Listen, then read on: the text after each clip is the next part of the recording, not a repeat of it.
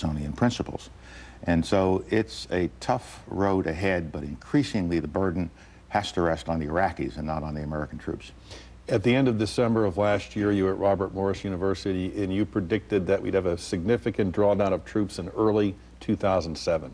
That hasn't happened. It hasn't happened. A different choice was made by the president. The president received advice from his military advisors last fall that said, do not send more troops. General Abizaid went before the Congress, the commander of Central Command, and said he had consulted with all of his division commanders in Iraq and all of the senior commanders, and none of them wanted to send additional troops. They thought the strategy at that point should be to put the burden on the Iraqis to resolve what I call a civil war, which they didn't call a civil war, but I think that's what it is.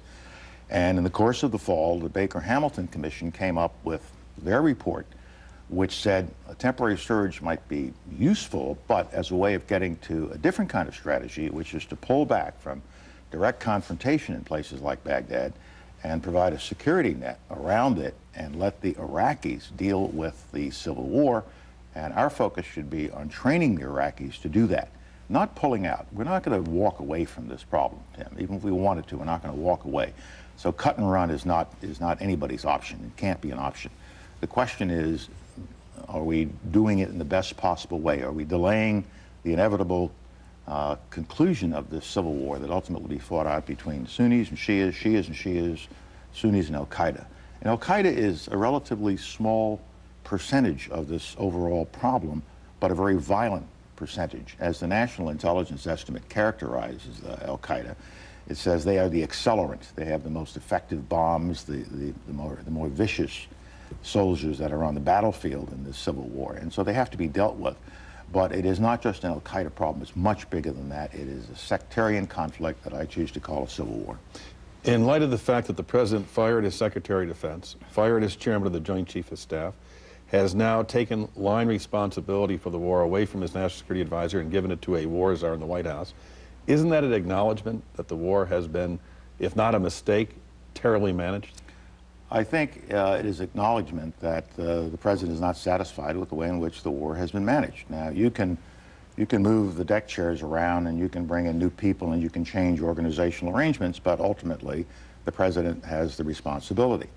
I didn't think the war was a mistake at the time we entered into it. It was a war that I would have preferred to avoid, and I said to the president in August of 2002, let's take this to the UN and try to solve it, because there are consequences, both unintended and intended, associated with entering into a conflict with Iraq that are going to be difficult. If we break it, we're going to own it. We're going to be liberators.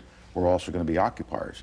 And the president did that. He took it to the UN, but he did not get a satisfactory solution from the UN, and he made a decision to use military force, and I supported him in that.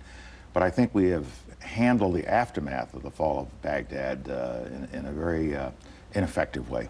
In light of the fact that we did not find the weapons of mass destruction, the president still describes the war as a war of choice, a war of necessity rather than choice.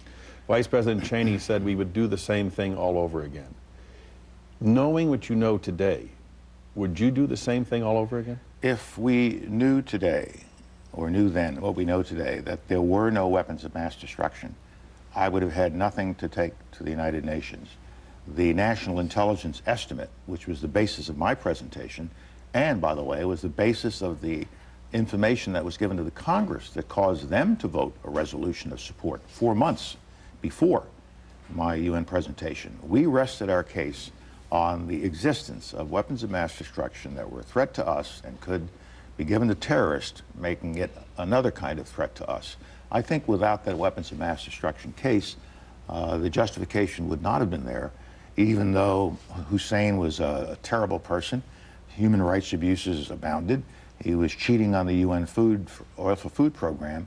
But I think it is doubtful that without the weapons of mass destruction case, the President, the Congress, the United Nations, and those who joined us in the conflict, the British, the Italians, the Spanish, the Australians, would have found a persuasive enough case to support a decision to go to war.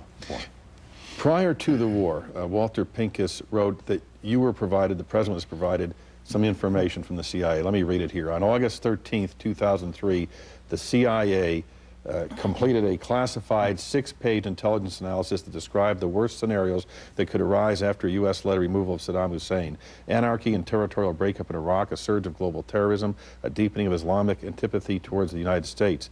According to then CIA Director George Tenet, it was relegated to the back of a thick briefing book handed out to President Bush's national security team for a meeting on September 7th, 2002 at Camp David, where the Iraq War was topic A. Do you remember that? I don't remember specifically that book, but I'm sure it exists.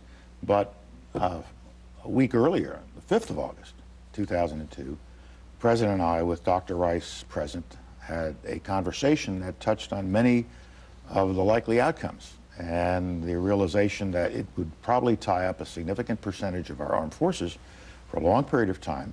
It would cost a great deal. We were getting inside of a sectarian conflict that we would have to keep a lid on, and we would have to get Iraqis up and moving as quickly as possible in order to hand the responsibility off to them. And so I don't think any of us were unaware of the kinds of problems that we might face. I certainly was not unaware, and I was informed by my own thinking as well as CIA documentation, not just the one Mr. Pincus makes reference to, but all along the way, those who had experience in this part of the world and those that had experience in war understood that we were taking on something that was going to be a major burden to us for many years, and I think the President was well aware of that. And my judgment is that we didn't prepare ourselves well enough for the kinds of challenges that occurred in the aftermath of the fall of Baghdad. The public posturing, however, some supporters of the war saying it would be a cakewalk, the Vice President of this program saying we'd be greeted as liberators. The public was not in any way girded with the notion that this could be tough slogging and could in fact result in deep sectarian violence and anarchy, as evidenced by the CIA report. I never used terms such as cakewalk, and I never had any illusions about this being simply a stroll to Baghdad and then everything was going to be wonderful.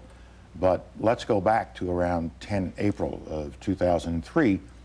Saddam Hussein's statue fell on the 9th, and from the 10th of April for a month or two, everybody in the United States thought this was a terrific outcome. It looked like it was going to work, just as the administration has said it was going to work. We were liberators for a moment. And then we simply did not handle the aftermath. We didn't realize we were in an insurgency when we were in an insurgency. And we watched as the ministries that we were counting on, the government ministries we were counting on to help us take over, were being